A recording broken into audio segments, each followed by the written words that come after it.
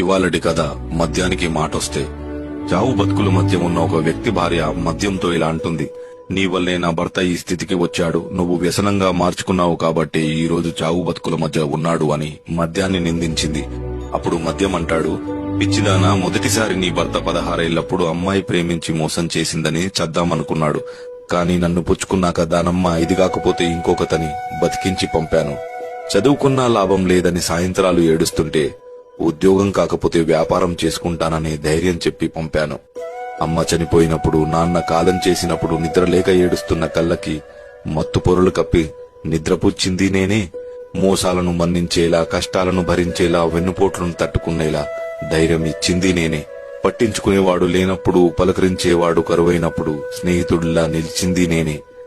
సంసారం ఈదలేక, పెట్టే బాధలు చెప్పుకోలేక చేతగాని దద్దమ్మ అని అంటుంటే ఎక్కడ ఉరితాడికు దగ్గరవుతాడో అని బాధను మరిపించింది నేనే, ఇంటికి పంపించింది నేనే.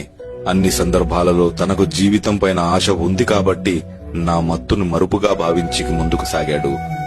ఎంత చేసినా నువ్వు మాకు ఏం పీకావు అని ప్రశ్నించారు కాబట్టే బతకాలన్న ఆశ కోల్పోయి మంచాన పడ్డాడు. మందు వికటించి కాదమ్మా, మనోధైర్యం లోపించి చనిపోతున్నాడు నీ భర్త.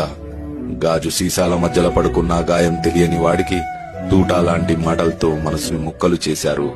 అమృతం తాగి అబద్ధం చెప్పిన వారి కథలు వినుంటారేమో గాని మందు తాగి అబద్ధం చెప్పిన వాడి కథ ఎవ్వరూ చెప్పుకోరమ్మా.